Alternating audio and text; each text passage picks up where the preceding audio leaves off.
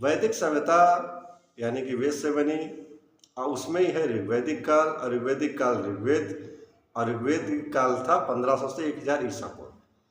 तो ऋग्वैदिक काल की सामाजिक व्यवस्था कैसी थी, लोग कैसे रहते थे, क्या खाते थे, क्या पीते थे, इन सब चीज़ों की चर्चा करेंगे इस वीडियो में।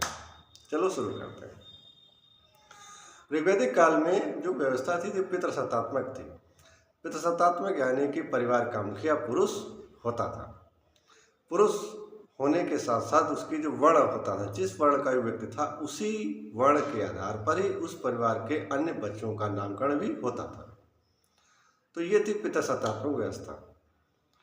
पितृसत्तात्मक व्यवस्था के बाद दूसरा पॉइंट था परिवार में जो मुखिया होता था वो संयुक्त परिवार पर बल देता था। यानी कि उस समय समाज की जो स्थिति संयुक्त परिवार व्यवस्था पर आधारित थी। संयुक्त परिवार जहाँ चाचा चाची और ताऊ सब लोग एक ही छत के नीचे खाएं पिएं सोएं आराम से रहे, ये था संयुक्त परिवार। एक ही किचन में उनका खाना पर बने। तो ये व्यवस्था उस समय थी। यानी कि परिवार का मुखिया कौन हो गया? पुरुष, जो कि सबसे बड़ा होता था उम्र में, वही बनता था। और जो व्यवस्था थी वो संयुक्त परिवार व्यवस्था थी।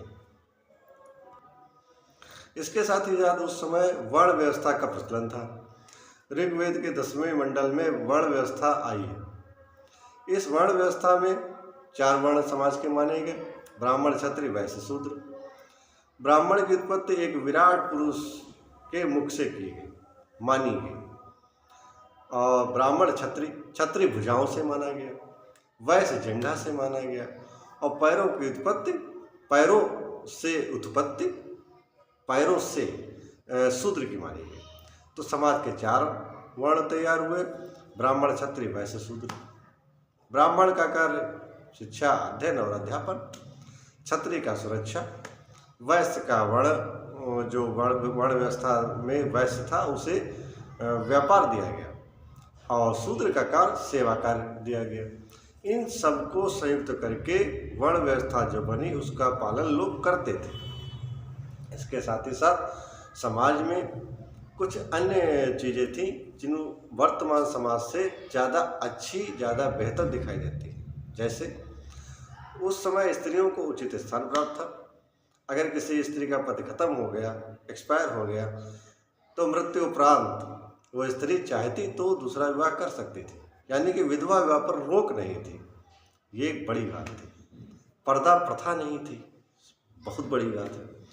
इसके साथ ही साथ जो पुत्रियां होती थी परिवार में, उनको उपनयन संस्कार कराया जाता था। ये अपने आप में सबसे बड़ी बात। समाज में जो विवाह होते थे उन्हें पवित्र बंधन के रूप में देखा जाता था। दहेज जैसी व्यवस्था नहीं थी। जरा विचार करिए, आजकल की शादियों में लाखों करोड़ों लोग खर्च करते हैं, दहेज मांगा जाता है, दहेज न देने पर तमाम समस्याएं आती हैं। उस समय दहेज व्यवस्था ही नहीं थी।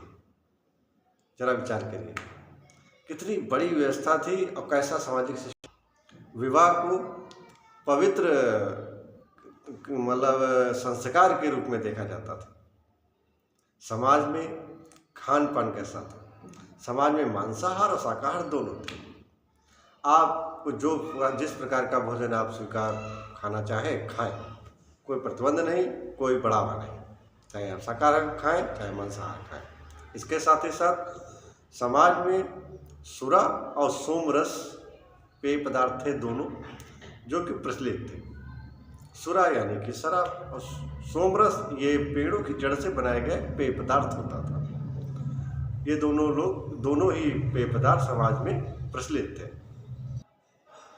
समाज में वैद्य की भूमिका अहम थी, जो बीमारियों से रक्षा करता था। उस समय एक प्रचलित बीमारी तपेदिक मानी गई है। तपेदिक यानी कि टीबी, जो कि बैक्टीरिया से होती है, ट्यूबरकुलोसिस। इसमें प्रेजेंट टाइम में 6 महीने की दवा खाने का नियम है। उस समय औषधि दी जाती थी और वैद्य के द्वारा इसका इलाज किया जाता था। इस तपेदिक बीमारी का वर्णन ऋग्वेद में कई जगह पर मिलता है, जिससे पता चलता है कि बीमारी काफ़ी प्राचीन रही होगी और जिसकी वजह से लोग काफ़ी उस समय दवा न उपलब्ध होने की वजह से मृत्यु भी हो जाया करती। जो व्यक्ति मृत्यु हो जाते थे सामान्यतः उन्हें जलाया जाता था, मगर कभी कभी कहीं कहीं अपवाद स्वरूप उन्हें दफनाने की व्यवस्था मिलती है।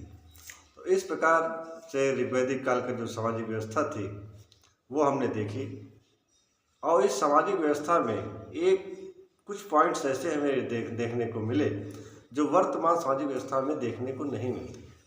ये अपने आप में एक कुछ अलग ही बात है। अगले वीडियो में मिलते हैं। धन्यवाद।